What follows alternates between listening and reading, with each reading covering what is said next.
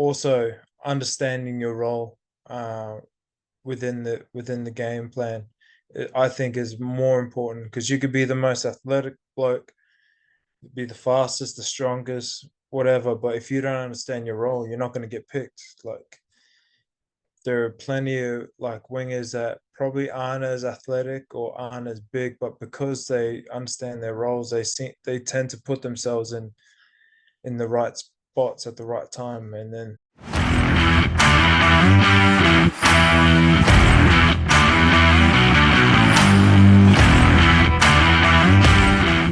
G'day, Joe. How are you? yeah, good mate. Thank you. Thanks for having me on the potty, bro. It's an honor to be on. Thank you for joining me today. So, how's 2024 treating you so far? And what have you been up to? Pretty good, man. Pretty good. Can't complain. Happy with how things are. I'm playing a little bit of Q Cup at the moment with South Logan. Obviously, I still have ambition to hopefully play in the NRL, but realistically, I don't know what my chances are.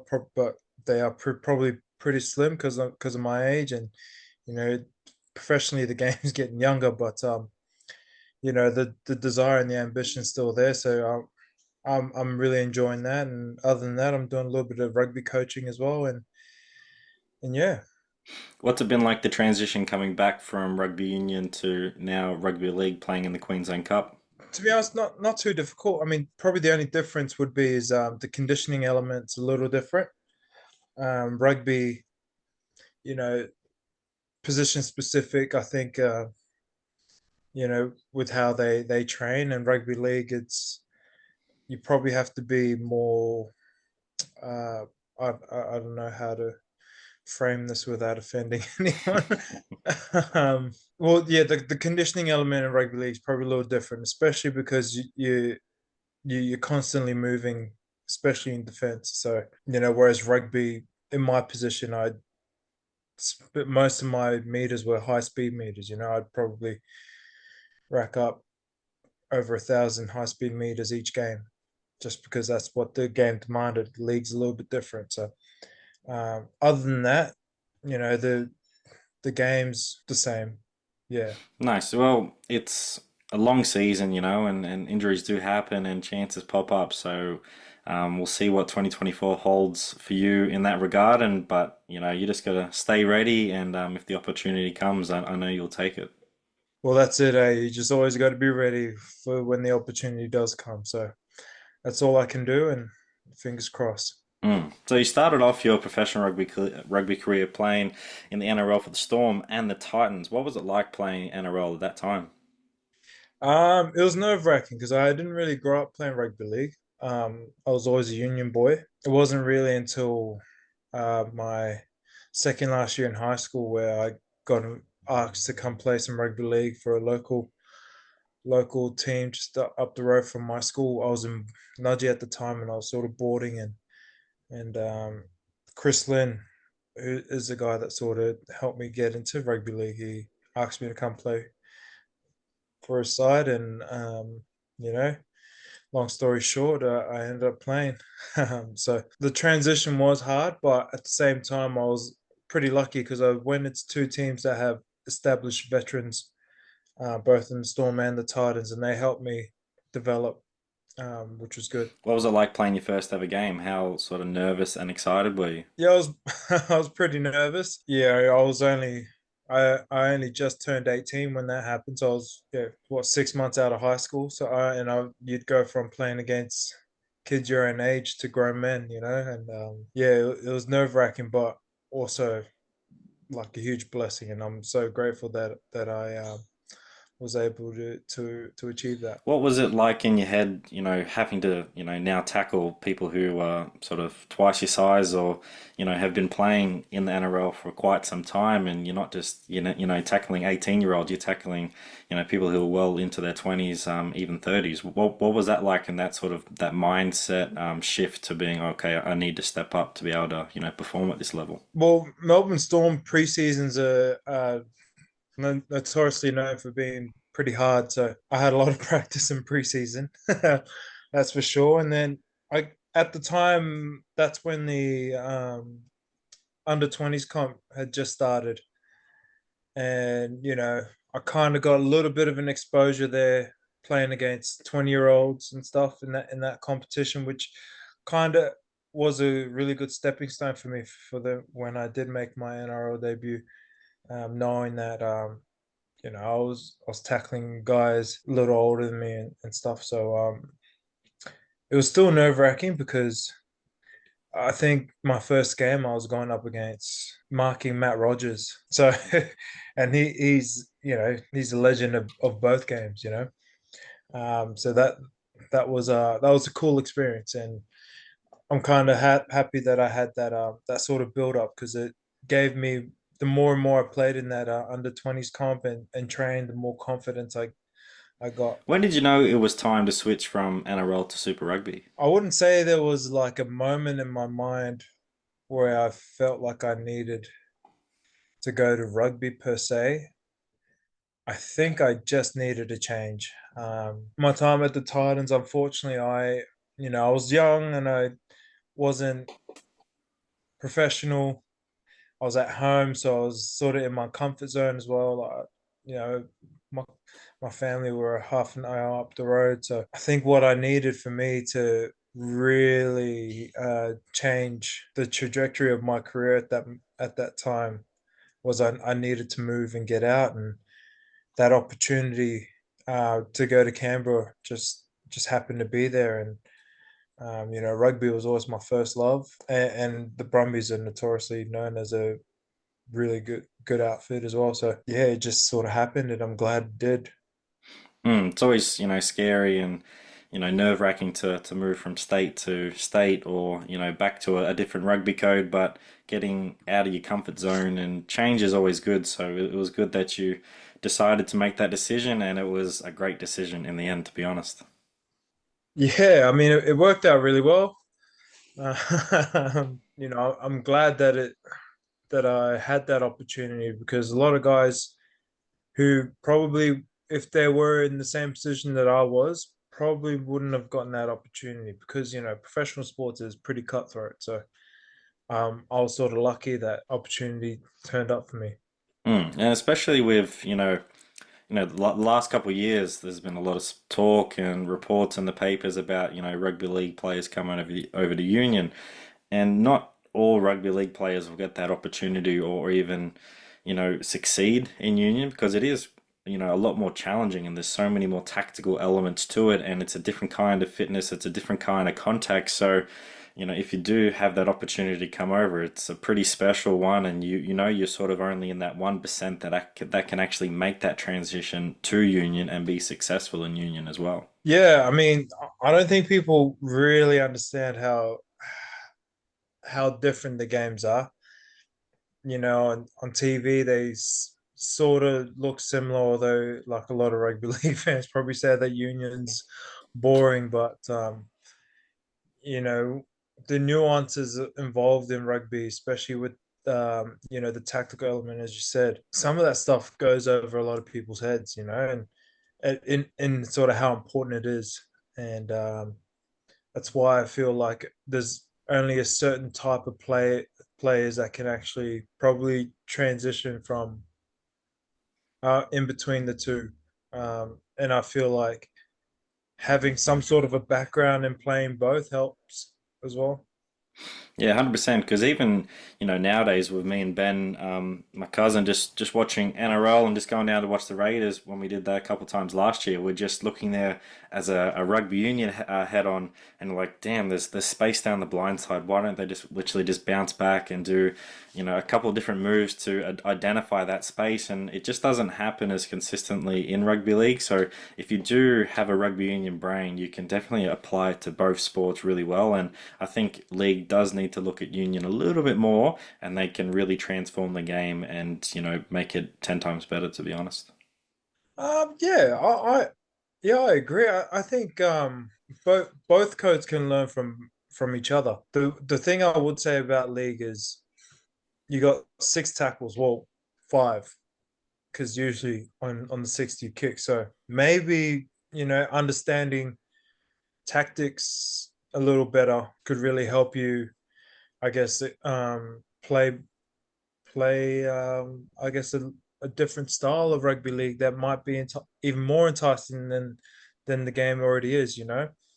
Um, One thing with Union, it's a highly tactical game, whereas rugby league, I think you have to be more athletic, whereas the tactics isn't as utilized as much.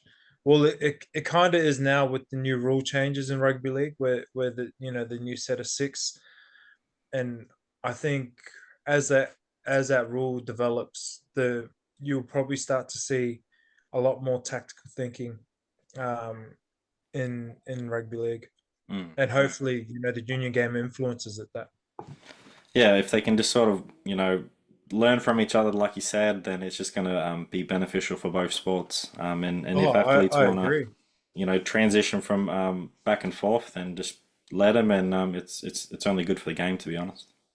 Well, I think like one thing I think the fans probably should embrace both sports, because it's not very often that you get two sports that are quite similar but also quite different and have the nuances that each sport has. And as a fan of both games, and I love watching both games. I quite enjoy watching any sort of footy, whether it's the French top 14 or the Super League. I think maybe fans, if they were to open their minds up to the opposite code, and they'll actually realize how enjoyable both games are. 100%. Is there anyone from rugby league that you think should switch over to union, like, this week or next year, that would make a really big splash and do really well? One guy who I think in the NRL could do really well as a 10, and that's probably one of the hardest positions to go into in rugby union as a 10, is Nathan Cleary. Mm, I think he already has elements of that.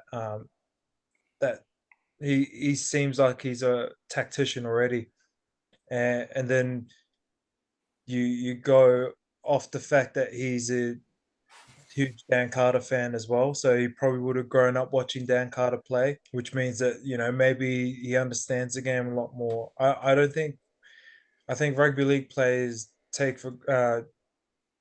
don't take into consideration how tactical rugby is. There are probably some outside backs that could do really really well in rugby union, but I mean, you look at the kind of wingers that they're building in union now, guys like James Lowe, who has a left foot kicking ability. There's not many wingers in league, I feel like, have that ability, which kind of shortchanges you positionally in union, because it's almost like if you play in the back three, you got to have some sort of kicking ability now, just because that's how the game's going. So, but I mean, Nathan Cleary comes to mind. I don't think anyone else really.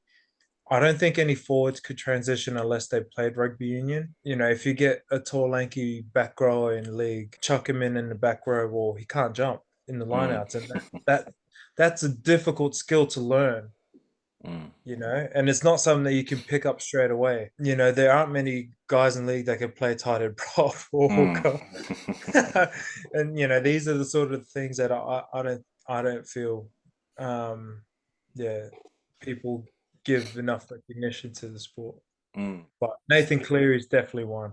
Yeah, could we see, Nathan Cleary sort of doing like an MJ, win three titles, come over to another sport, see what he does, come back and win three titles?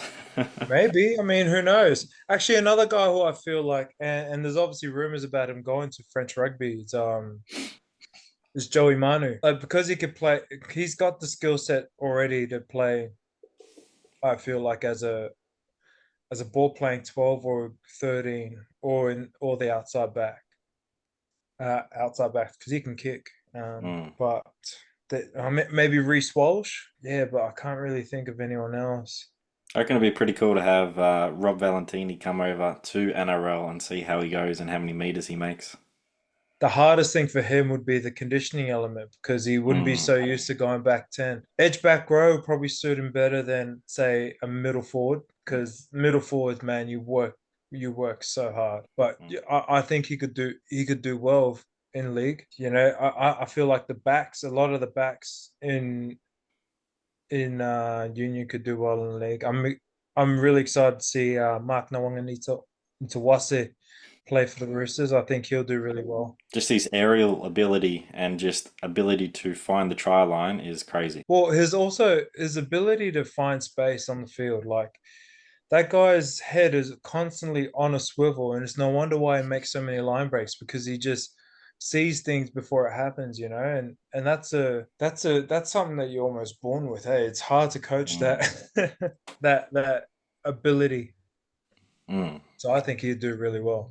Yeah, exciting times. So, what was it like playing for the Brumbies? When you look back, what are some sort of the key memories that come to mind? The bonds that we formed together as a group. So when I first went there, there was a sort of bit of a clean out. You know, Jake came in and brought in new staff, and you know, I was probably one of 20 guys that assigned. So it was, and we're all most of us were from out of state. So all we had was each other really. So we formed really tight knit bonds, and we became like a family. Though those are a lot of the memories that I cherish from my time down there. And yeah, it was an unbelievable time. We got close. We played a lot of finals footy.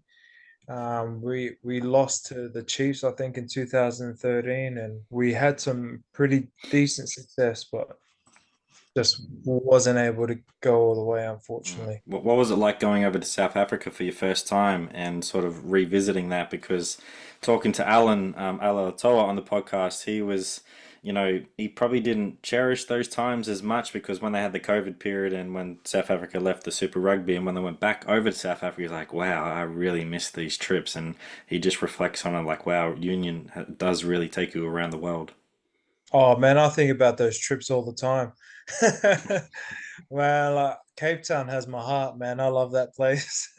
We played a lot of footy there because and now that you've mentioned it, I honestly don't think I actually realized how lucky I was to go to a place like Cape Town so much. I think I played like two tests there, and like 4 or 5 times we played Stormers in Cape Town. So those sort of long haul trips are they're awesome, man.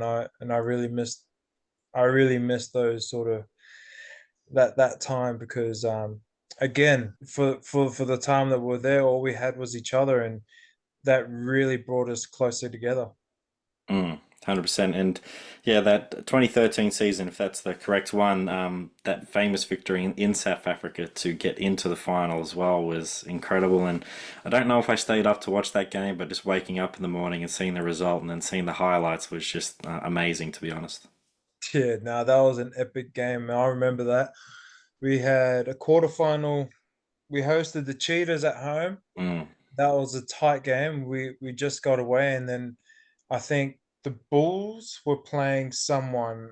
I think a New Zealand team, and we were kind of hoping the New Zealand team would win, so then we wouldn't have to go to South Africa. We just thought, yeah, like that would be a tough ask to win that game. And then when the Bulls won, we're like, okay, well, we're on the plane. I think we were in Sydney the next morning and flew out. And yeah, that victory will always be in my mind, man. That was a great win. 100%.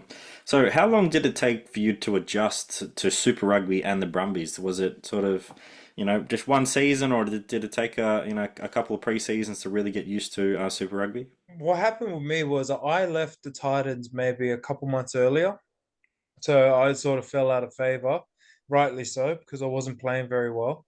And I'd already signed to the Brumbies, so I'd asked them for an early release to move down to Canberra. I think I moved to Canberra in August, and then I started training one on one with Dean Benton because everyone was on break at the time or playing club rugby in Sydney. I was just working with Dean Benton, trying to get fit and in shape again, and then started playing a little bit of local rugby at the time. And I felt like that was probably the most important part of my transition was the fact that I got a taste of rugby before our official preseason happened because then the transition was just so much more easy. I wasn't having to use that preseason to learn the game again, you know. And then on top of that, I was already in really good shape once preseason started because I'd been working with Dean. You know, my first season with the Brumbies, 2012, I was fortunate enough I made my Wallabies debut that year as well. So, you know, the transition was made easy because of Jake pulling the strings and getting me down early and my work with Dean. Nice. And that sort of leads perfect to my next question about the Wallabies. Did that sort of pop up in your mind when you signed with the Brumbies? Like, oh, I could play for the Wallabies one day soon, and it, came up really quick for you. But was that sort of sitting in your mind at all?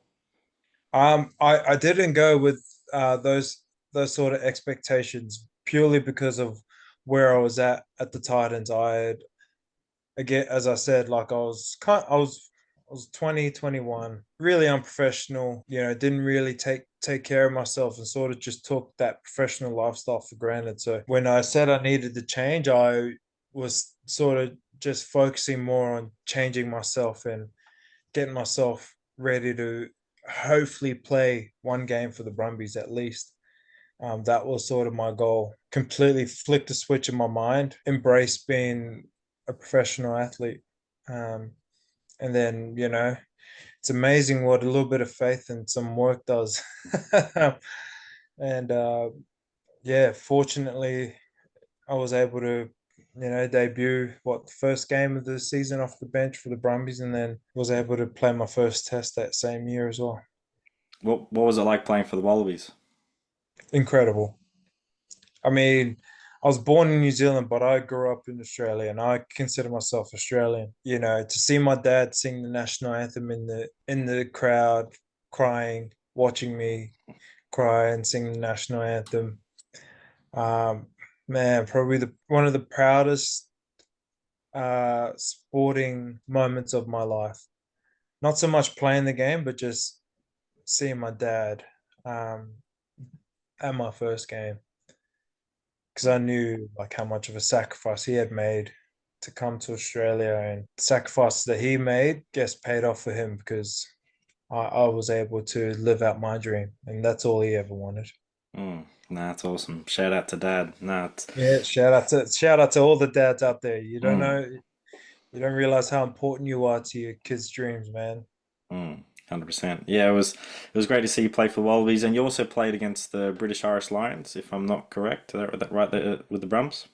Yeah, so that was with Australia actually. I played the last two tests. The second one I have fond memories because he won. The last test I don't, because yeah, we got touched up that last test, and you know it was real sad because I actually really enjoyed being coached under Robbie Deans, and unfortunately that was sort of his last test match. I was actually at that game as a 18-year-old, and when we got there, the crowd was all red, and they were already singing. You're like, oh shit, are we not Is it a like? home game or? Yeah, it was just like, oh damn, they've got the home crowd advantage, and they're not Yeah, even in their home country. So it's going to yeah. be really good to see, what our new Wallabies coach can do, and a whole new sort of high performance team as well when the Lions do come. And it's such an awesome tour as well. And if you haven't Oh, experienced it, or it's been too long since you remember the last time, like definitely try and see some games. And I'm based in Adelaide now. I'm going to go watch the Anzac Test against the Lions. I think that's going to be really cool. Having Wallabies and All man. Blacks together playing that team is going to be awesome. Honestly, it's such an epic tour, almost as comparable to a World Cup, Mm, like in terms of the atmosphere and the vibe. Probably, yeah. It's I reckon it's on par mm, with the vibe. I mean, with the World Cup because man, the British and Irish Lions traveling fans, they are incredible. Seeing Wallabies fans up against them is also incredible as well. You know, like it brings a sense of pride in your nation that you're taking on for. mm, So man, like I really wouldn't, yeah, like you, I'd encourage everyone to try and get out to any of the games. 100%. So You and Henry Spate were the dynamic duo in the Brumbies. It was just great to see you two out there, the Fro Bros, as I remember, on the wing. What was it like to push each other, in the gym and at training to play at that elite level week in and week out? Oh man, that's my brother for life, man. I have nothing but love and respect for Henry. He pushed me to be better, and I hope I did the same to him. I wouldn't say we had we were always in our own lanes. We weren't like conversely competing with each other, but we were just trying to push each other to be the best versions of ourselves. I feel Henry did that for me. I hope I did it for him. You'd have Mm, to ask him that question, but having him in your squad gives you so much confidence because the guy is just incredible athleticism, incredible rugby nous, and born to play rugby. mm. I think the shame was not seeing you two enough in the gold jerseys.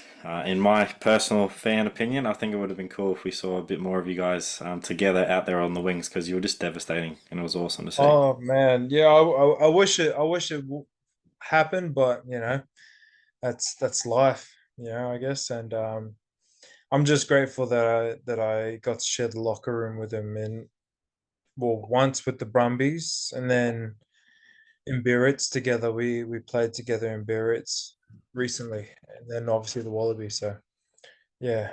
So when you two lined up against each other on the training field, who was faster? Oh, we was always on the same team, so we never got to see. But No, just like look, I will be honest. I think he definitely had me for pace. He was quick. He's he's one of those guys that when you see him run, because it looks so effortless, you don't think he's moving until you see the amount of space that he creates with the people chasing him. Yeah, he's an absolute um, speedster. So was actually Jesse Mogg. Like mm. out of the back three, I was the slowest, and not to be arrogant, but I could move in my prime, Mm. and I was the slowest in the back three. Just shows you how much important speed is in the game. Oh, 100%. Yeah. And I think having Dean Benton at the Brumbies was probably the best thing that happened to all of us. Like our athleticism just went through the roof, and I I, I reckon he was up there with probably one of the best in Australia. 100%. So, what are the key attributes needed to be a successful winger in rugby union, but also in rugby league? An understanding of your key roles in both sports is hugely important because athleticism, everyone has different genetic makeups. Some guys are going to be faster, some guys are going to be bigger. First, you got to figure out what your gifts are, harness them, and sharpen the tools that God's given you. Also, understanding your role within the game plan, I think, is more important because you could be the most athletic bloke, be the fastest, the strongest, whatever, but if you don't understand your role, you're not going to get picked. Like there are plenty of like wingers that probably aren't as athletic or aren't as big, but because they understand their roles, they tend to put themselves in the right spots at the right time. And then so I think that's hugely important. But then also your training habits and looking after your body is incredibly important, especially if you're a winger, because you're going to be doing a lot of sprinting. A lot of your meters are going to be high speed. So making sure that your mobility is on point, your strength disparity, like with props, especially in union, they can squat 200 kilos because they're in scrums. They're going to be going through that sort of load. But when you're a winger, I think if having nutting out the imbalances within your body is probably more important than whether you can squat 250 kilos. Um, so making sure that you're on point there, and your flexibility and mobility will give you everything that you need to perform at a high level. 100%. Everything you just said, just touch upon it. It's great advice, and for me, it just pops in my head as well. Haven't I've never played the wing position. It's always been a fantasy as a prop forward. Wanting to play out in the wing, but it just comes back to that communication element of it as well. Like you may be on the wing, but you might have to shift over and play fullback a little bit because the fullback might be right on the touchline, and if you're not there, they could potentially kick a 50-22 now or a 40-20 Exactly. in rugby league. So if your communication isn't there, and then that ability to then also go from 0 to 100 in that high speed running, you're not going to be very successful, and you're probably going to get caught out. So if you can work on those two areas, which you've just told us, like it's going to go massively towards your game, and you're going to be a really good asset out on the field. Oh, 100%. Yeah. Um, because and then if you perfect those things, and then your natural abilities start to come through in the other elements of the game anyway. So knowing your role and making sure that your body's able to perform your role, is hugely important. And then you just start reading the game and then putting yourself in the right position. You don't have to work any harder than you need to, and you're just ready to go whenever the opportunity comes. Exactly. I mean, Mark Nwangani to us is probably the best example in the game right now, at that. 100%. So, how has strength conditioning helped you to become a better rugby athlete? It's hugely important because I don't think, not to, I mean, downplay personal trainers or anything, but there's the difference between a strength and conditioner and a personal trainer big in my opinion, purely because personal trainers, you're not trying to, you're trying to make sure that guys don't get injured, da da da da, can continually work out, do everyday movements, whereas strength and conditioners, they have to figure out ways to test your body safely because you're in the game, in the gym. So then in the game, your body's is adaptable to being in, like, difficult positions. Rugby is a game where you can get hit at different angles, and you have to be able to cut as quick as possible to change direction and chase kicks and all that sort of stuff. Or you have to be able to drop your body height at the in half a second to make a tackle, or any of that sort of stuff. And strength and conditioning coaches play a huge part in making sure that guys' bodies are able to adapt to the stresses that a rugby game can cause. So, have you always had a good relationship with strength conditioning training, or was this something that you sort of learned to embrace and enjoy over your rugby career? I think in my early days, I probably didn't, mainly because I was young and probably didn't understand the importance of it. I didn't understand the importance of looking after my body. When I moved to the Brumbies, and that's when my relationship with S&C really started to blossom, because then I became so interested in, making sure that my body was able to perform at its peak. Do you have any advice out there for rugby athletes in regards to their strength and conditioning training? It's the best way to figure out what your body needs. Talking to a strength and conditioner, and position wise, what are the demands for your position? So then you could build an understanding of what your body's supposed to feel like. Um, I think that was probably the best thing for me. Once I once my relationship with strength and conditioning grew, I was able to understand what my body needed to feel like for me to be confident that it could perform. I hated being a creature of habit, because one thing with life, it's unpredictable. And I didn't want to be the guy that was like, okay, I only eat pasta the night before the game. Well, what if I travel and they don't have the pasta I like? You know what I mean? Like Mm. I never really fell into those traps, but I just tried to make sure that each day what my body needed to feel like for me to be confident and say, hey, I'm feeling really good. But conversely as well, you're not always going to feel 100%. There's this thing called the rule of thirds, where a third of the time you're going to feel great, a third of the time you're going to feel okay, and a third of the time you're going to feel terrible, and that's okay. You have markers, you can build markers for your body. So for me, um I just try and make sure that I'm feeling as flexible and as mobile and as I possibly can to know that, I'm not going to have any sort of injury. So I think the only way you could build that sort of understanding of your body is if you work closely with S&Cs. And if you can then understand what your body needs for the week, for the preseason, for the off season, it makes the S&C's job so much easier because they're just there to help guide you and provide you with the training stimulus that you need and you feel comfortable. And then when it comes to the in season, you just need to make little changes every now and again, but you can really start to take ownership of your program, and that makes it more enjoyable for both people. And you can really start to push the needle where it needs to be pushed, but also then to back off when you need to back off. 100%. 100%. Um, yeah, I wish I knew that when I was young. Mm.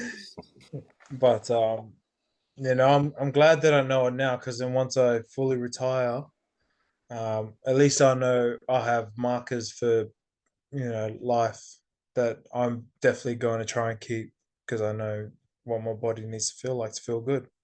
Hi, everyone. We just want to take a quick break from this episode. We hope you're enjoying this episode so far and all the content we have produced. We appreciate all the support from our listeners and followers so far. Remember to like, subscribe, and share Elite Rugby S&C on all social media platforms to all your family and friends. Thanks again for all your support, and now back to the episode. 100%. So, just moving on to the last part. So, short and sharp questions. So, you can answer these as long as you want or as short as you want as well. So, outside of rugby union and rugby league, what sports do you like to watch and keep up to date with?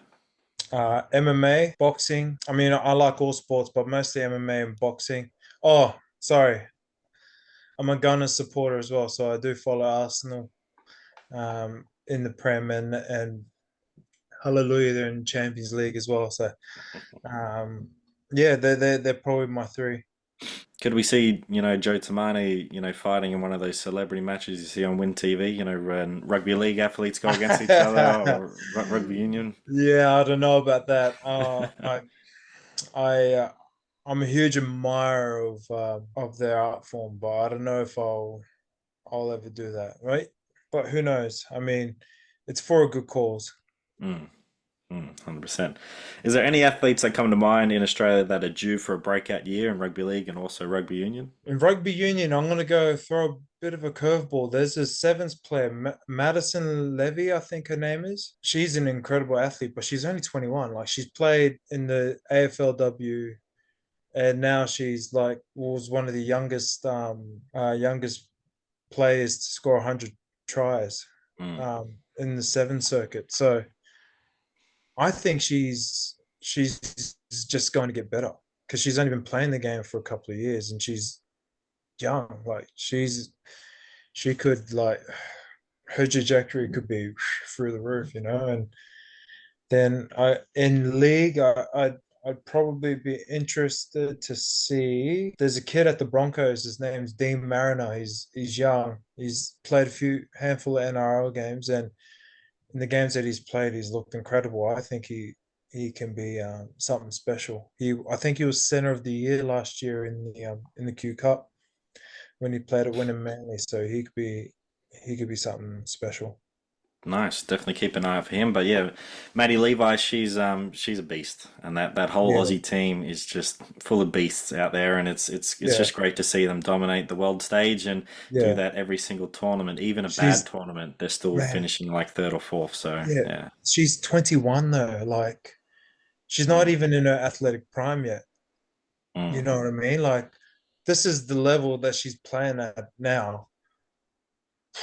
I'd hate to see well how much more she has to go once she reaches the prime. Yeah. She's gonna be scary to watch. And we just got to find a way to sort of keep her in rugby union and see if she can come over to the 15s game if there's some sort of agreement that can play both because the 15s game's only getting bigger and this Yeah, week there's been more money put into an annual salary for the girls. So if we're all getting that. more test Yeah, matches, so yeah, if we can try and get some of them to come over, it'll just make the Wallaroos even stronger. yeah. I mean, like, look, the women's game is only getting better. Now that they're starting to play more and more in the younger grades, that's only going to improve the game in the future.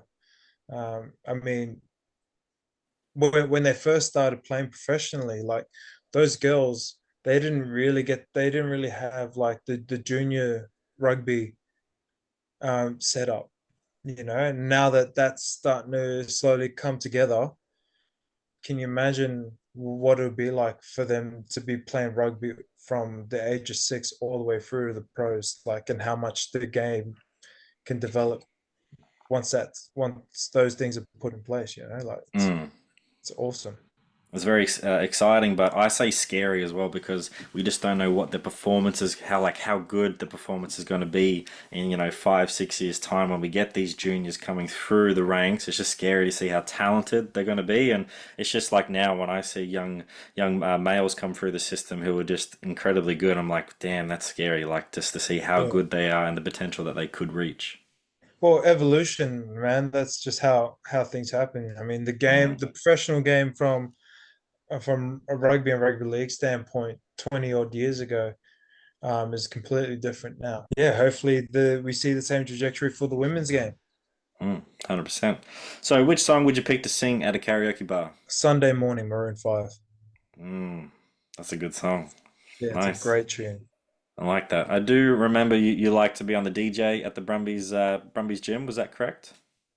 Oh yeah, I mean, I used to get kicked off a lot back then. You know, I only had a playlist for like one genre, so I Yeah. wasn't really, you know, appeasing to everybody. Mm. But now my gen yeah, got a little bit more I guess musical nous now. I do remember because I was in the gym training with the under 20s Brums and I was not handed but I took the aux cord and I played a song and you were there and you're like, oh yeah, good song. So yeah, I still remember that and I was like, all right, if Joe Tomane thinks it's a good song then it must be a good song. Oh Yeah. man, you know, it must have been a banger. What song was it? Mm. I can't remember now. It's too long Yeah, ago. It was 10 what year was years. this? Was this like 2015, 14? Yeah, it would have been 2014 or 2015. Cool. Yeah. Yeah. Yeah, we'll train in the afternoon, and you were in there and handing the aux cord over. So yeah, it was a pretty good day. So, what is a common misconception you hear in rugby that is just wrong? In rugby, like within the rugby community, or Yeah, just in the game or in the community. have you know the old saying, there's more than one way to skin a cat. Mm, Rugby's exactly the same, you know. I feel like fans probably don't understand that there are multiple ways to play rugby. Like there are multiple styles. So when they make comments about what an athlete, what a player does on the field, sometimes in my head when I hear things, I'm like, well, I don't think you understand what he's actually trying to do. You know what I mean? Like they would bag a player of maybe what he tried to do didn't come off, but you know there are so many nuances to rugby that not everyone knows or understands. I mean, I don't even know, and like there's so many new things that when I watch rugby, I'm like, why did he do that? And then you rewatch it again and again and again, and then someone explains it to you, like, oh, okay, now that actually makes that makes a lot of sense. So um, I think they're probably the misconception, I guess, would be there isn't just one way to play the game. mm, We're definitely quick to judge, but it takes us Yeah. longer to sort of be curious. Well, that's why I love boxing as well. Because boxing, the fight game is exactly the same. There's so many styles of boxing that, and people are a fan of one style, but maybe not a fan of the other. But if you are a true fan of the sport, you'd appreciate whatever style of rugby is being played, you know? 100%. So, who was the biggest joker in your rugby career that was always messing around and getting the boys to laugh? Ida. Man, that guy. Oh, I've never seen someone butcher so many sayings, you know? For example, one of my favorite ones, he would always, you know how the saying you hit the nail on the head there. He would always go, "Oh, you hit the hammer on the nail there, bros." I was like, "What?" You really nailed. He wouldn't say you nailed it on the head there. He's like, "You hit the hammer on the nail, bros. That was really good." Another one he would say was, if if something that you do constantly, they say, "Oh, bro, that's your bread and butter, isn't it?" He'd go like he would do something. It's like, "Oh, bro, you're really good at that." He goes, "Oh, it's my butter and bread docs." Uh, that's Oh good. man, he's a crack up man. One of the funniest guys I've ever played with. Nah, that's good. He was a devastating ball runner, and yeah, he really definitely owned that number 8 jersey when he played for the Brums. So what has been a big game changing moment in your rugby career that sort of stands out? When I first started playing rugby, everything used to be like position specific. And I think the way that the game's flowing now, everyone has to have the ability to do a lot more than just say, for example, a prop. You can't just be good at scrumming and hitting the rucks. You got to be able to pass now and that sort of stuff. And I think that was probably one thing that we picked up pretty early at the Brumbies. Like we were probably in a lot more skillful side when we were together, and then yeah, just for me, just adding little things to my game, like a bit of a kicking game or a short kicking game, any of that sort of stuff. I think that when I started doing that, it just kind of was like, wow, okay, well, now I have so many more weapons in the arsenal to sort of play with now, and that was probably one thing. If you could have a gigantic billboard with anywhere with anything saying on it, what would you want your message to say and why? Jesus loves you. I'm a Christian. I mean, I'm not sure if you are, but I believe in God, and I feel like with the amount of hate that's going on right now in the world, I think the world would be much better off if we were taught to love instead. So Jesus loves you. Jesus in our faith, Jesus is the foundation of love. So that's why I'd have Jesus loves you.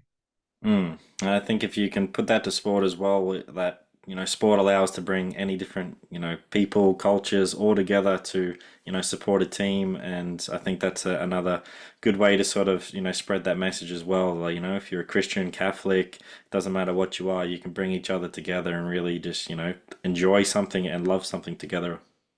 Well, I think that's been the best thing about sports, but it's almost like right now, like not to get political or anything, but I feel like professional sports starting to push a lot of political agendas, and the problem could be now is not everyone could agree with that view. Could you be Mm. separating more people than you actually are bringing together? Like that's what sports used to be, It used to be a community. One of the best things that I used to love when I was a kid growing up is, after playing a game, after the game, I'd be having a sausage sizzle with the guy that I was trying to beat for 8 minutes, when I was a kid. And now it's almost like teams of the it's become so almost probably tribal that we have forgotten the essence of what sport actually gives. Yeah, I guess it's sort of that fine line now between, yeah, adding political opinions and all that. Whereas I, grew up with sport and thinking of, it's just an outlet to forget about the world and just focus Yeah, on playing this one game with, a bunch of people who are my friends, or if it's a new team, a bunch of strangers who then eventually were my friends, and you made those bonds for life. So I feel like if we can maybe get back to just letting sport yeah. be sport in a certain way, and use the power, obviously, of sport to promote, positive stuff, but it is just a way for myself just to forget about the world and just watch sport or play sport, to be honest. 100% agree. I mean, it's not to say that people can't have their own personal opinions. I think where we're getting in trouble now is demonizing everyone's personal opinions. Like, instead of saying, hey, that's okay that you have this view, I have this view, but that's what sport used to do. You have that view, I have this view, but we love the sport as well. Let's just focus on that Mm, as our mateship. mm. Whereas now it's It's almost like, oh well, I'm not saying that it is, but who knows? Maybe the question needs to be asked is it becoming a little bit more divisive now because we're shutting out one view? Mm. Maybe, I don't know. And unfortunately, if that happens, we're definitely losing a lot of fans, and we're losing a lot of potential athletes who could have played that sport and had success. And success doesn't mean going to the top level, but just having something a different way to express themselves as well. So I think we Yeah, definitely need to go back to that and just allow people to really enjoy sport and have and just leave everything else behind at times. yeah, I think so. But you know, sport was here to bring everyone together, no matter what you Mm, believed in. mm. And I think we're losing that, and that needs to come back. I think. Mm, definitely does. That could also be on the billboard as well, just on the other side. Let sport be sport. Yeah. And Jesus loves you. Is there Yeah. any book is there any book recommendations that you think people should read? I read a book by Rick Warren. It was A Purpose Driven Life. The reason why it was so important to me is it helped me find a purpose outside of sports, outside of rugby. When you play at the professional level for so long, sometimes it could almost feel like it's who you are. But I think reading that book made me understand that it isn't who I am. It's just what I do. And that, and that's hugely important. I think that's sort of helped me as well with like thinking about the transition after footy, because I know that my value is not in rugby, because rugby was just something I did. It wasn't who I am as a person. So the purpose driven life really helped with that. Sounds like a good book, and I'll definitely add it to the list for sure. I mean, look, full disclosure, it's a Christian book. Mm, But it's all good. if you it changed my life. It changed the way I view myself, which is Mm. why I feel like people need to know. 100%. And for myself, I'm definitely trying to expand sort of the books that I read and trying to go into different lanes. So like I've just finished so Alex Ferguson's book about his biography, and just learning about it's soccer and like soccer hasn't or football, depending where you are in the world, but that hasn't really been a big part of my life. But just learning from someone really successful like that has gave me some really good little knowledge in there, and it was really interesting to learn more about Yeah, him. there's a yeah. I mean, that's huge. Actually, I'll definitely add that one to the list. There's another book that I haven't read yet, but I'd love to read. I think it's from Patrick Bet David. I think it's called Know Your Enemies or something, maybe. Know Your Enemies. That's a good book. But I've just finished reading 12 Rules for Life by Jordan B. Peterson, and I think Mm. that's an excellent book as well. Yeah, no, it's a good book, and definitely allow you to understand how you need to sort of structure your life, and you don't have to live by these rules religiously, but it just allows you to give you, just a different Yeah, insight. And for me, it's a game-changing moment reading that book. So, what is a highlight that stands out in your rugby career so far? my rugby career so far, obviously watching my old man sing the national anthem in the crowd. That's probably the only highlight I care about, purely because he sacrificed a lot for me to get to where I was, for me to be able to get to where I am. And then actually, sorry, and then being overseas with my wife, that was an unbelievable experience that we got to experience together. And then having our daughter, my eldest daughter moved over to France with us, so having her over there experience what life with me in a different country, and then our youngest daughter being born in Japan. Those are the moments that I'm so grateful that rugby gave me. Mm. Nah, that's awesome. So, who should be my next guest on the podcast? Is there any, former coaches or athletes that should jump on for a chat? Man, if you could get Stuart Lancaster, I had him at Leinster. He's incredible. Yeah, he's an incredible coach. He's helping me sort of with my coaching aspirations as well. He's helped me a lot actually, and I'm super grateful that I have a really good relationship with him.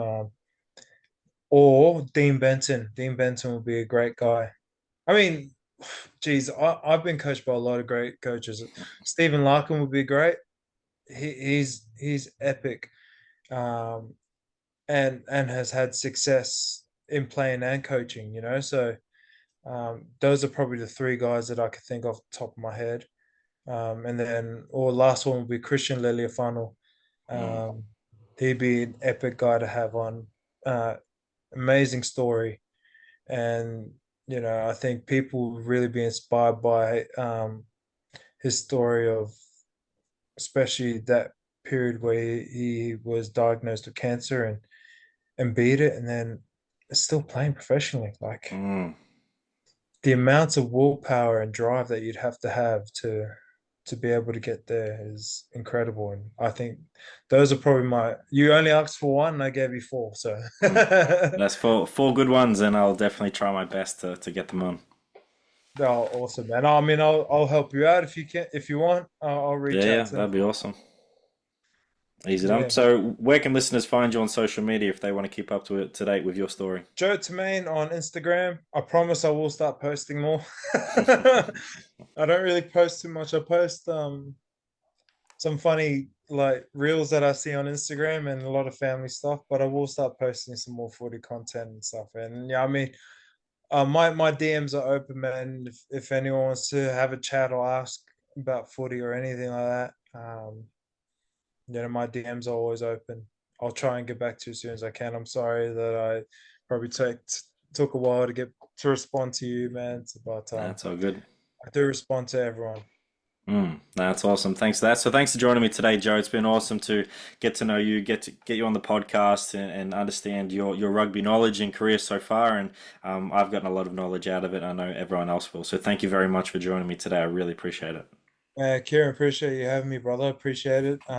Good to see you again. I'm gonna hand you the aux cord next time we catch up for sure. Sounds good. Thanks for tuning in to another episode of Elite Rugby S&C podcast. Remember to like, subscribe, and rate Elite Rugby S&C on Spotify and YouTube, and make sure you follow us on Instagram. Sign up to become a beast via the link in the description or via Instagram page. Also, don't wait, make that good decision and join Elite Rugby S&C today and take your game to the next level.